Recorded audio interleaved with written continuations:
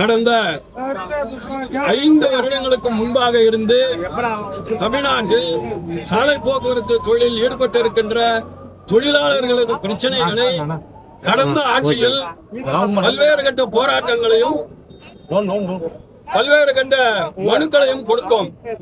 அந்த அடிப்படையில் புதியதாக வந்திருக்கின்ற தாவேகா அரசாங்கத்திற்கு எங்களது முதல் கோரிக்கையாக இந்த போராட்டத்தினை அகில இந்திய அளவில் பெட்ரோல் டீசல் விலை உயர்வு மற்றும் எதனால் கலப்பு, அதே போல BNS 106, 12 இதை போன்ற பல்வேறு விஷயங்கள், டோல்கேட் உள்ளிட்ட மத்திய அரசாங்கம் செய்ய வேண்டிய விஷயங்களையும் மாநில அரசாங்கம் அழுத்தம் கொடுக்க வேண்டும்.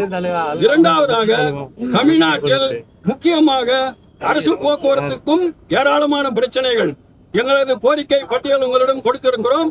அதிலே கூட நாங்கள் தெளிவாக 20-25 கோரிக்கைகளை தொடர்ந்து கேட்டுக்கொண்டிருக்கிறோம். அந்த முறையிலே தான் இன்றைக்கு இதனை புதிய அரசுக்கு தெரிவிக்கின்ற விதத்திலே, அது சாலை போக்குவரத்தில் அரசு போக்குவரத்தாக இருந்தாலும் சரி, ஆட்டோ போக்குவரத்தாக இருந்தாலும் சரி, அல்லது வேன், தனியார் பஸ், லாரிகள் உள்ளிட்ட அத்தனை போக்குவரத்துக்கும் ஏராளமான பிரச்சனைகள் இருக்கின்றது.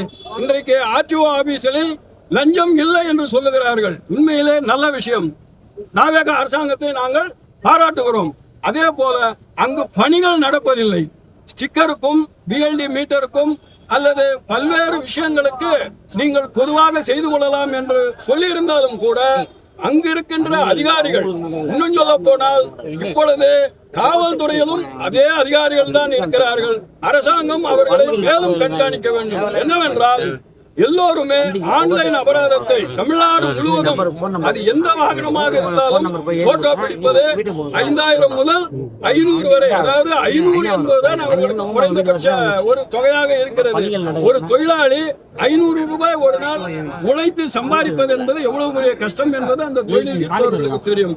எனவேதான் இந்த 3 சம்மேளனங்களும் CITயும் இணைந்து இன்றைக்கு ஒரு முதல் கட்ட அரசுக்கு அறிவிக்கின்ற ஒரு போராட்டமாக இதனை நாங்கள் இந்தியா முழுவதும் செய்தாலும் கூட தமிழ்நாட்டில் குறிப்பாக தாவேகா அரசாங்கம் நமக்கு செய்யும் என்ற நம்பிக்கையோடு, ஏனென்றால் இதை போன்றுதான் கடந்த ஆட்சியிலும் ஏராளமான போராட்டங்களை நாங்கள் நடத்தியிருக்கிறோம். இந்த போராட்டம் தாவேகா அரசு கண்டுகொள்ளும், ஏனென்றால் மக்களுக்கானது என்று கூறியிருக்கிறார்கள்.